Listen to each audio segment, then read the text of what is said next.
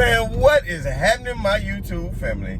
Of course, it is your boy B New, man. I'm coming at you on this Monday morning. First and foremost, as always, I just want to send out positive vibrations and blessings to everybody who could be listening. You understand what I'm telling you? I just want to let everybody know, man, I'm finally at 100%. You know, that COVID was no joke. Even though I was feeling better, you know, I still was a little weak, man, a little tired, and just couldn't taste, couldn't smell, you understand what I'm saying? But now I feel a lot better. You know, I was put some slabs of ribs on the grill yesterday, and you know, queued it up and everything else with the fam. So your boy's actually feeling a whole lot better. So with all that being said, man, got a few things I want to touch on this morning. So because I've been out of action. So I don't know if anybody saw the headline, which has been probably about a week or so ago, but James Harden was asked, you know, what are the Nets' chances on winning the championship? And man, James Harden stood up here and said that when healthy, no team was going to be able to beat the Brooklyn Nets. I like that confidence. But I don't want to hear anything different when you're fully healthy and you don't win. I don't want to hear no excuses or anything, because at the end of the day, he must have forgot, or maybe he hadn't been watching the news. Maybe he was geeked up, you know, been overseas over here with little baby or whatever. You know, understand what I'm saying? Maybe he was just too amped up because of that birthday present that Russ Westbrook got him. You know what I mean? I mean, if I got a $600,000-$700,000 watch, you know, I'd be a little amped up too for my birthday. You understand what I'm saying? But you know, that's nothing. You know, Westbrook made $300 million in the course of his career, so I guess a $500,000 watch to his former teammate and friend, James Harden. And that's kind of funny, because that goes to show you something right there. Westbrook and Harden still cool. You know, they was on the team in OKC, and they played together in Houston. It didn't work out, and even though it didn't work out, they still maintained a level of friendship, because a level of respect that they have for one another. Now, I wonder why, you know, if they were all three on the team with OKC with Kevin Durant, you know, why is there such bad blood between Westbrook and Durant when they say they squashed it? But, man, we all know. We seen the games, you know, we seen everything leading up to it. And that's why this is going to be a great finals if that's the way it plays out, because you got to realize Kyrie was LeBron's former teammate. And even though he can say it's no bad blood and they can say all the right things, you can tell that Kyrie never liked living in the shadow of LeBron James. So now he feels like, man, all I ever needed was another good team around me, or, you know, another good teammate. And we all know what he said about Kevin Durant. I looked down the end of the bench and finally it's somebody, you know what I mean, who can make that shot. You understand what I'm saying? Other than myself. But that didn't happen for him. So that was, of course, a direct shot at LeBron James. So, like I said, it's going to make for a good finals. And whether friends or not, and I know all these new day players, they really be killing me talking about, you know, these players too friendly nowadays and everything else. Let's not act like Michael Jordan wasn't playing golf with Danny Ainge. And, you know, now I tell you somebody who didn't play those games, that was Larry Bird. Larry Bird, you know, when it was ready to lace him up and tie it up, it was it. And there wasn't no friends off the court. You understand what I'm saying? But at the end of the day, you know, let's not act like players weren't friends before. Let's not act like Isaiah Thomas and Magic Johnson weren't good friends and were a hell of a rivalry during that time. Do you understand what I'm saying? So at the end of the day, you know, I just feel like it's going to be probably the best finals that we've seen in quite a long time. And I know a lot of people are saying, well, it's super teams now. You know, all these super teams is ruining it for basketball and, you know, things like that. And then, of course, they want to blame LeBron James for it being super teams. But at the end of the day, we all know, you know, who really is more responsible for that. Because even after Kevin Durant made the league very lopsided, you know, and joined the team with the best record ever, and went out and joined the unanimous MVP as well as a Klay Thompson and a Draymond. We all understood, what would happen next for the most part.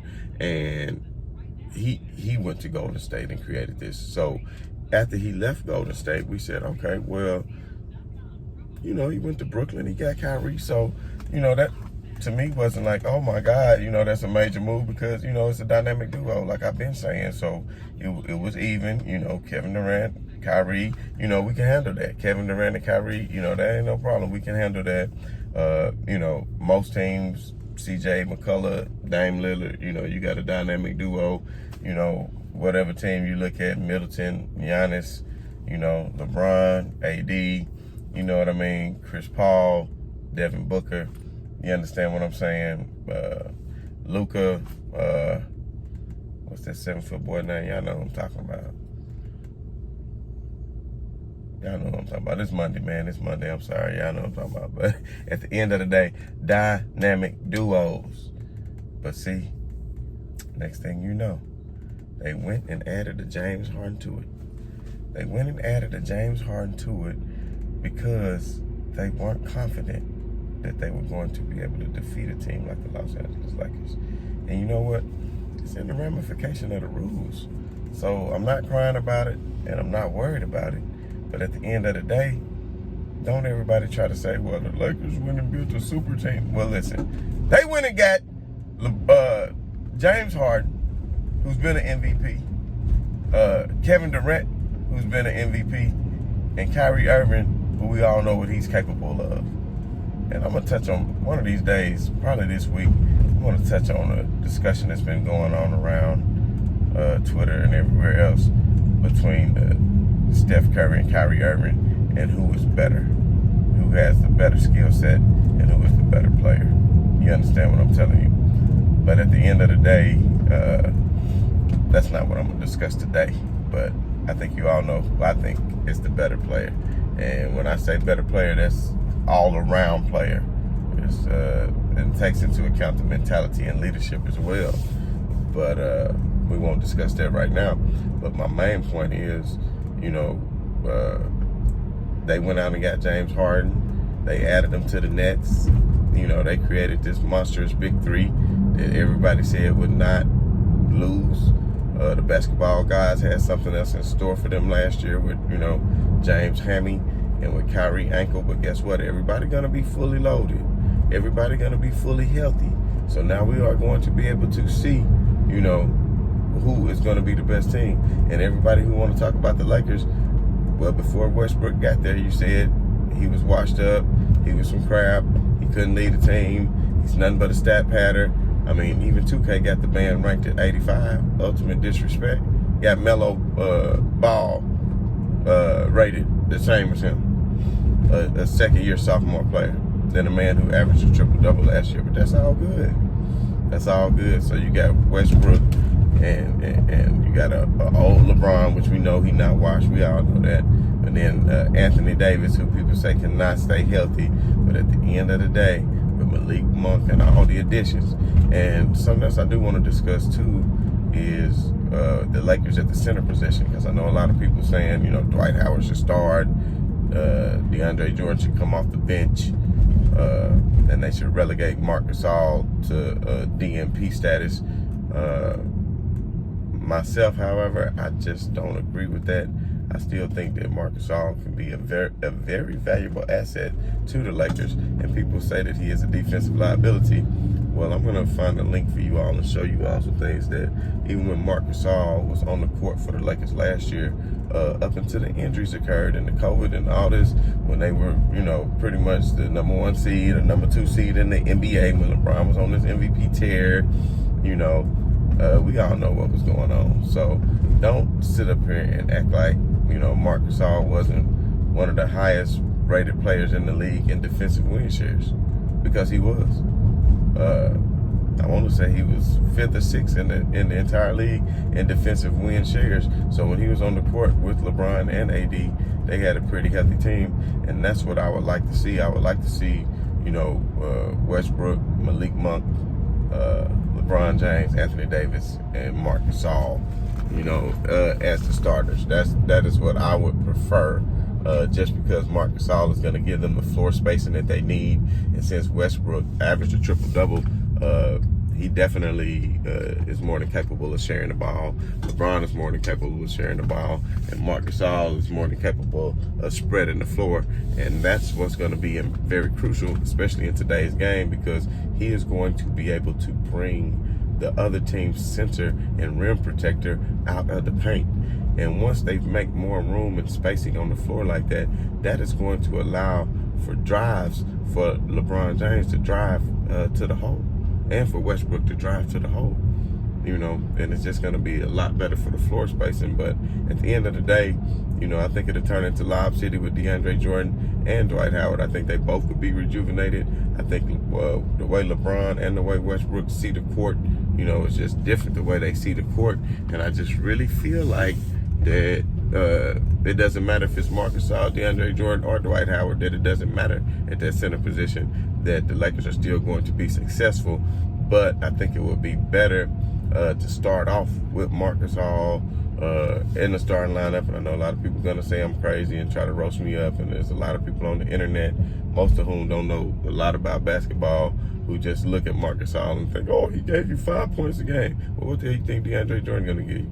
What do you think Dwight Howard gonna get you? And I understand, they're rim protectors or whatever, but it's all about matchups. So, they do have, my guy as assistant coach now, that's come on over into the fold, which Frank Vogel is going to be needing some help, because, as you all know, I'm not a big fan of his rotation. So hopefully, they can get something figured out. But it looked like in the offseason they working on some things and some team chemistry. So that's one thing that I'm not worried about. So at the end of the day, I think the Lakers are going to be the #1 seed in the West. Now, as far as victories, I just feel like night in and night out that they are going to be able to beat any team that they go up against. 9 times out of 10, I think they should be the favorite, as long as they can stay healthy. And I'm not saying that they're going to challenge Golden State for that record. But what I am saying is, if they put effort into it and they really, want to win a lot of games and have a high seeding, then I think that's something that they're more than capable of doing.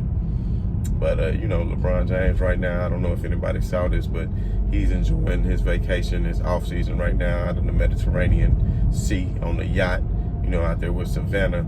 So I don't know if you guys got a chance to check it out. If you do, check it out, man. He is in Italy, and, man, the Italian fans is really, man, not sure what just happened there, but at the end of the day, like I said, the Italian fans are really giving LeBron James the royal treatment.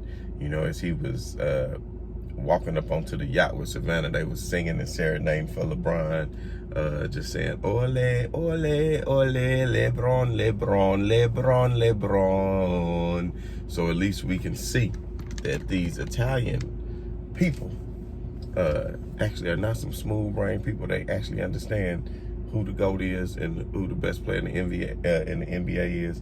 And then there's also, you can see LeBron, even though he is on the yacht, he got the weights out, and he is out there hitting the weights, making sure that he stays ready.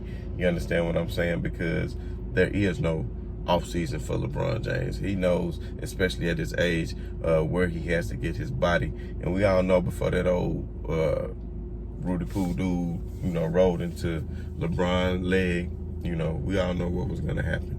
And people want to say, well, he got exited in the first round, even though his other best teammate went down, and they were going against a much better team who had a great defensive philosophy, who understood that LeBron James wasn't at 100% and fully capable of getting to the basket, and was having to play more of an outside game. So they built and formed a wall, something that you really couldn't do in the Jordan era. Because every night it was just pretty much one-on-one basketball. And don't get me wrong, it was double teams here and there, but for the most part, you wasn't switching into a zone, or it was going to be illegal defense. Do you understand what I'm saying? And it's even people like Allen Iverson, and I can show you the links. You can go look at the interviews. Even, I want to say AI was on Club Shay Shay with Shannon Sharp, and they was asking him a question about, does he think, how many points he would have scored back in the 90s in this day? And he said, man, as soon as I started coming up, they changed the rules and went to their zone, which made it, and this is AI words. This is not B new words. This is coming from arguably one of the best players ever in the NBA. You know, top 25 players in the NBA ever, and Allen Iverson, who was more than capable of getting his and scoring. And he said that it was more difficult to play in that zone era, and he wished, man, if it was back one-on-one and he only had to worry about the man in front of him, he gonna get to the basket every time. Of course, he gonna, you know, worry about the big man once he got to the rim. Allen Iverson took more punishment than probably Shaq. He was always on the floor. Every time he went to the hole, he was on the floor, because it was still, you know, back then, still in those early 2000s, even though they were, you know, starting to play zone defense and more complex defenses, it was still a game that was still played more inside out. Now the game was more played outside in. You understand what I'm saying? And that's why a lot of these centers and stuff are spreading the floor. But, you know, with all that being said, even AI out of his own mouth said that he could have scored a lot more points and been a lot more effective under the old rules. And for everybody who keeps saying, well, Michael Jordan would have scored 50, he'll score 50 nowadays, that's simply not true.